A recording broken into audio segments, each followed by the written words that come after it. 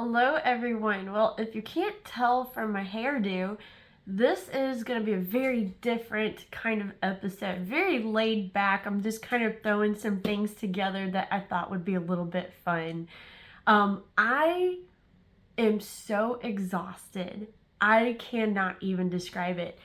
The amount of volunteering that I have done in the last several weeks, mostly at the library book sale that we're trying to get ready for. So on top of the gardening that I do around the community, I'm also doing this library book sale. And when I tell you that I had no idea how many books that they were going to have at this sale that needed to be sorted, it is mind-boggling. So all of our area libraries donated, along with, just people in the community that donated, which means that we've literally gone through hundreds and hundreds and hundreds of boxes, lifting them, pushing them, pulling them, sorting them, putting them away. It's just been insane. I am so sore I can barely walk. So took a little bit of a break today because my body was breaking down. So we're just gonna do something really easy. I got a little bit of a leftover that I need to turn into, something else. I have some books that I thought would be fun for me to show you what I got on eBay over the last several months that I've slowly been kind of accumulating. And I also thought it'd be fun to go out to my garden and just show you how it's transformed from last year, which is a huge difference. You're not going to recognize it. Well, maybe a little bit, but it is really, really different. So let's go ahead. I'm going to go ahead and get started on the little tiny leftover cooking that I need to do. We'll look at some books. And by the way, I have not heard back yet from University of California about this particular cookbook. I had mentioned in a previous episode that I had emailed them to see if this cookbook was still available in some form. I know they had some editions that they had re-released throughout the years, but I've not heard back yet. But there's still a little bit of hope. I did find the email for one other person that does like their media relations. Maybe they'll know, I don't know, but it's still kind of fun to try. So hopefully soon I'll have some kind of answer on if you can get this really, really cool cookbook for less than the $100 it's going for on eBay. So let's go ahead and get started and have a bit of a lazy day. So here's the leftovers I kind of need to use up. This is kielbasa. I'm just going to chop that up. I've got, a half of an onion sitting in my refrigerator. And then I found a bag of bell peppers in my freezer. So all of this is going to get chopped up. And then we're going to saute it in a little bit of olive oil in this pan. And I'm going to use this as kind of a filler that you add to scrambled eggs to kind of make it more of a substantial breakfast and get some veggies in you. So let's go ahead and start chopping.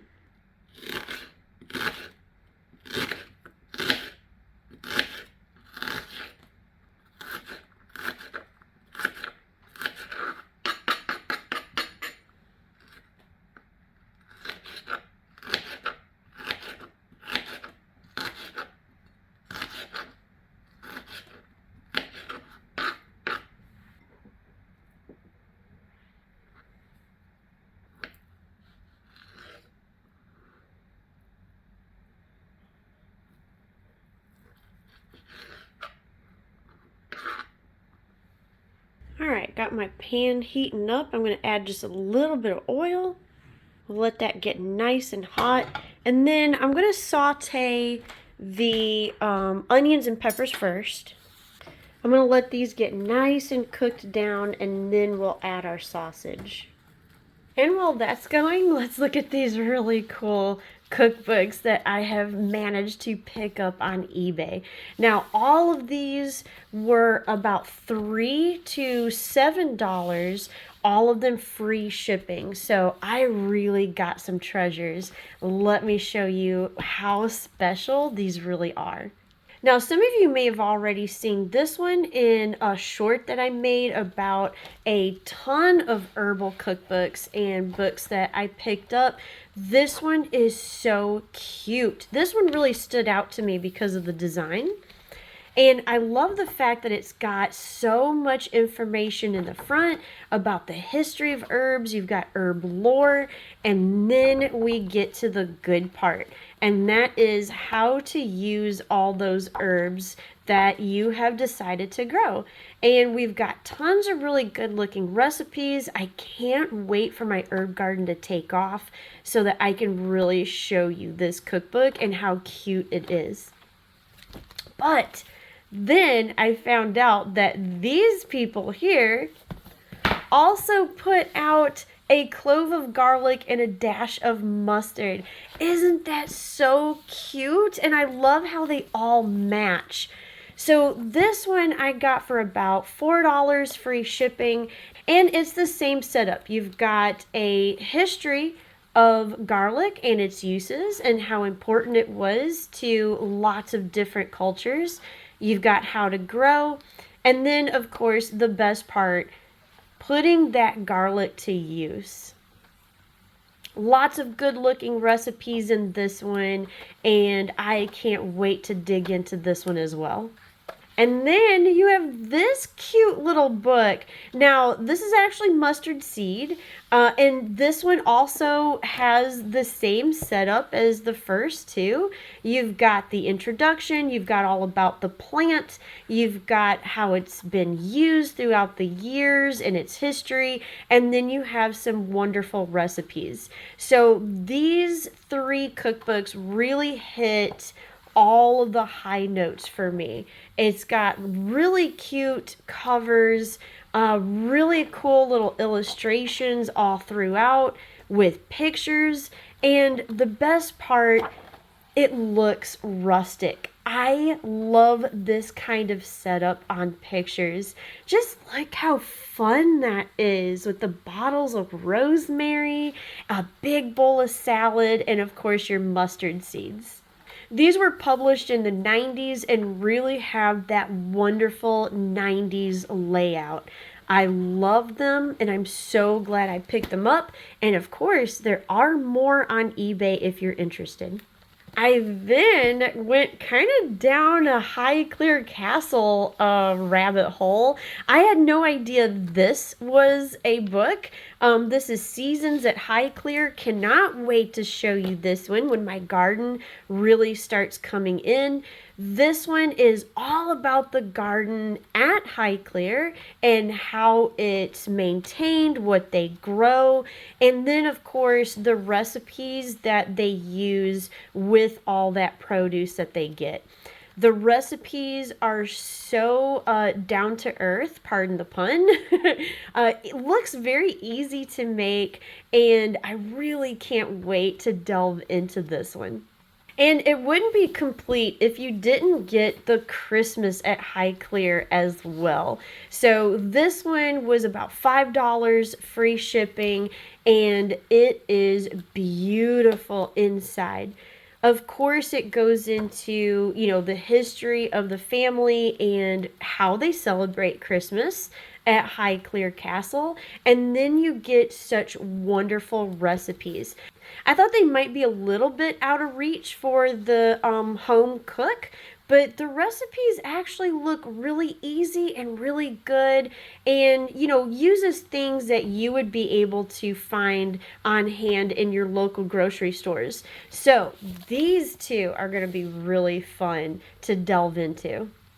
Some of you may remember that I have owned this one for a while. I'm going to be putting this on the channel soon because I really want you to really see it and just see how cute it is. So many good looking soups. I love the layout of this cookbook. I love the hand-drawn and watercolored illustrations. It really lends such a uniqueness to this cookbook. And then I found out that this author Dot Vartan actually made salad meals also. Now, I thought they would be the same because the cover kind of looked the same, but I was a little tiny disappointed when I realized that there are none of the really cool illustrations that makes the soup one so unique and cute. But this one has some really, really good ideas in it. And I love the setup of this one. You'll have a salad, you'll have some kind of bread to go along with it, and then you'll have a little dessert. So your whole dinner is just planned out for you, and it looks really good. Can't wait to try this one. So we may have to do a soup and salad month on these two. And last but not least, one that I picked up for just $5 and free shipping is perfect copy of First Mess Cookbook. This is vibrant plant-based recipes to eat well through the seasons, and it looks beautiful. I love the look of these pictures and this food. Everything looks so fresh and wonderful. Oh, tempeh bacon? That actually sounds really good. A lot of these are things that, we could either grow or find at a really good farmer's market. So I think a lot of these recipes are still going to be very accessible for most people. They don't look overly complicated. They just look really good. It just feels like it's getting that time of year when you're really thinking about fresh food and lots of vegetables. Like this one looks really good, rice and bean veggie burger. I just love how everything is put together and photographed in this cookbook. So there you go. That's just some of the things that I have found on eBay over the last several months that I just kind of wanted to show you. And don't worry, a lot of these are hopefully going to be on the channel soon when this garden really starts going. And things are moving right along for this breakfast hash, I guess you could call it. I'm going to go ahead and add all of this kielbasa. I will not be seasoning this with any salt or pepper, as this kielbasa is really naturally salty and spicy on its own. So we really don't need to do anything to it. So I'm going to let this go just a little bit longer while I get all those dishes done, and then hopefully we will get out to the garden. Okay, let me show you some of the changes we've made to the herb garden and our slightly larger little, well, what was going to be our vegetable garden. We had a rough winter, pretty rough weather that killed off quite a few of my herbs. So let me show you what I had to do. Now you'll notice for some of my longer time viewers that have seen this garden before, you'll notice that my little herb garden looks pretty bare. The rosemary died. Quite a few little plants died actually, especially up in the corners here. I had a lot of loss, but my garlic chives lived and even spread. Look at that. I've got so many now, which I am not going to take up because I love them so much. My soap plant lived and is thriving. And yeah, this is actually what they used to make soap out of. Haven't tried it yet, but I think it would be fun to give that a go and see how well it actually works. And then, of course, mint never dies. So it is spreading, it's happy, and all I have to do is desperately try to keep it from taking over everything. But you'll notice some new little plants. Now, some of you may remember all those little babies I had in the egg cartons from Sam's Club and Costco, and this is where they ended up. So here's all my chamomile. All that feverfew is happily growing all back in there. Now I already had one established St. John's wort, but I kind of wanted some more. So I've got all the little St. John's wort's babies all surrounding this one. So that's what's new in this little plot so far. And here is what was the vegetable garden. Some of you may not really recognize it. It looks a lot different from last year. The echinacea is coming up. I had a neighbor that had to chop down a damaged tree that let me have all of this wonderful mulch. Some of you may know that I had a pretty bad garden last year due to all of the shade that this garden gets. So I just decided to work with what I have. I've got lettuce and little onions growing in this little box. This right here is going to be more or less a permanent lettuce bed. I've got lettuce and radishes just trying to come up. Over here is all that cutting celery that I had in those egg crates. I'd also grown cilantro and parsley that's doing really well. Now this dill plant I did purchase. It was just so beautiful I couldn't stop myself. I've got some lavender that I purchased. I've replaced the rosemary that didn't survive the winter with this one. And I think it's going to get more sun in this corner. So hopefully this winter won't be so harsh on it. I've got some garlic already coming up in these tubs. This strip right here is going to be flowers. And then I've got some raised beds to play with. So Mitch made me this one. I've got this one. I've got this one here and then that one in the corner. All of these are going to be filled with herbs. A lot of herbs like partial shade. Some of them even thrive in it. So I've decided to go with what works instead of just trying to fight it. I will be doing a larger vegetable patch at my parents' house that will be showing you hopefully throughout the summer, because that one gets lots of sun and we can grow some amazing vegetables there.